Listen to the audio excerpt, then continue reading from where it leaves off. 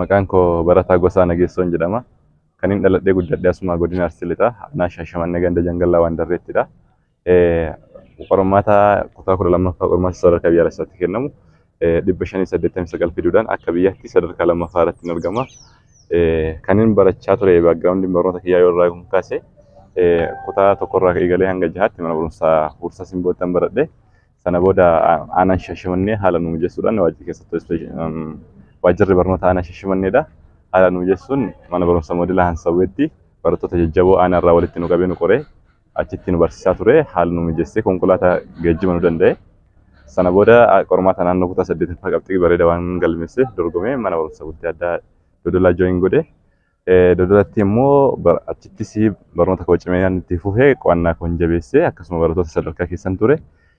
Walumaa galatti immoo bara kana keessattuu kutaa 12ffaa ergan seennee booda dubbisaa kan koon sirriitti cimsee kana sababni isaa kompitiishinii akka biyyaatti waan ta'eef mootummaan naannoo keenyaas hawaasni keenyas abdii fi dheebuu guddaa nurraa qaba waan ta'eef jenereeshiniin isaan bocaa jiran nuyi qabeenya guddatu nutti bahaa jira.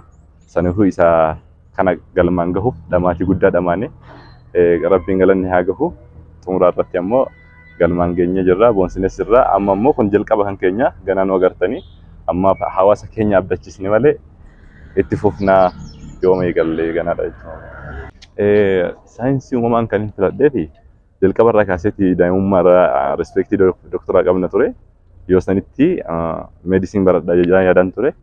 Booda irra garuu jechuun koo akkamitti saayinsii uumaatti adda addaati kan jedhuufi meedisin barachuuf ture hanga kutaa 11 eegalutti jechuudha. Amma kaayyoon koo jirus gaafii isa lammaffaatii fi akkamitti qo'attase jedhuufi mana barumsa bultii addaati jechuun namni kamuu akkuma beeku warra keessa beeku sirnaan beeka. Yeroo hundaa achi keessa tajaajilli kaaffee tajaajilli waa hundaatu achi keessatti argama waan ta'eef taayimii keenya perfectly barnootaaf qofa fayyadamna. Dubbisa amma fakkeenyaaf laayibirariin keenya hanga halkan sa'a 6tti banaadha. Achirraallee kanaaf doormii keessatti saala nu mijeessanii iddoon qulqullina qabu iddoon qo'annaaf bareedaa jira kitaabilee gahaa qabna.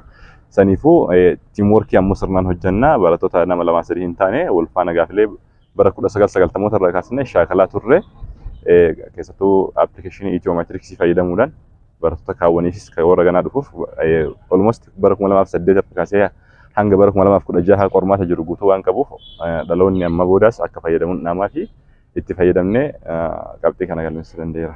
Hawwiin koo amma booda yoo rabbi na gargaare sooftiweer injiinaringii baradhee sooshaal miidiyaa pilaatfoormii wahii kan barattoota qofaaf fayyadu kan addunyaa guutuurraa barataan biyya kamuu fakkeenyaaf barataan biyya keenya kanneen keessa jiraatuu fi barsiisonni ammoo biyyoota Chaayinaa biyyoota gurguddatan irraa biyyoota kwaalitii edukeeshinii qaban irraa nu gargaaruu danda'an kanneen akka Googilii yookaan ammoo Tiwiiterii kana jechuudha. Garuu barnoota qofaaf kan dhaabbate hundeessuun barbaadaa yoo rabbi fedhe inshaallah galmaan gahaa jedhanii yaada.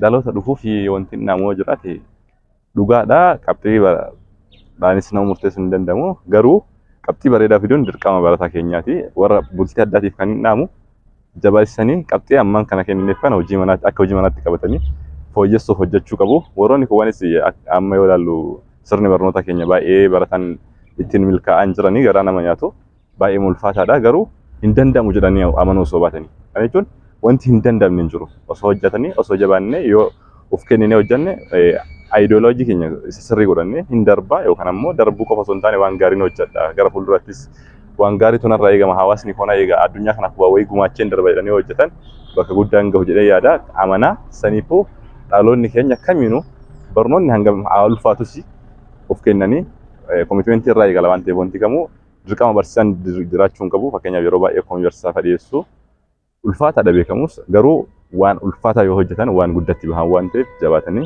cimanii akka dubbisan akka of kennan abdii akkan kunneen namaaf. Akka gargaarsaatti beekamaadha. Kaayyoo guddaa akka qabna inshaallah rabbii fedhe galmaan geenna jennee yaadnu osoo danda'amee kolleejjiiwwan gurguddaan yookaan ammoo dhaabbileen yookaan namoonni rabbi qabeenya bira kaa'an rabbi qabeenya bira kaa'e osoo danda'amee carraa barnoota biyya alaa nu mijeessanii gammachuu koo ibsachuu hin danda'u. Yoon taane sachaasittis faasiliitiilee barnoota tokko yoo jira maatii qonnaan bulaa irraa yookaan ammoo hundi jigan guutamu waan ta'eef osoo jedhamee mostly ammoo carraa barnoota biyya alaa osoo argadhee baradhee biyya kootiif akka abdii guddaan ta'u akkuma abdii amma narraa qaban ammoo abdii kana hojiitti akka jijjiiru abdiin qaba. isinis ulfaadhaa galatoomaa isin jechuu barbaada.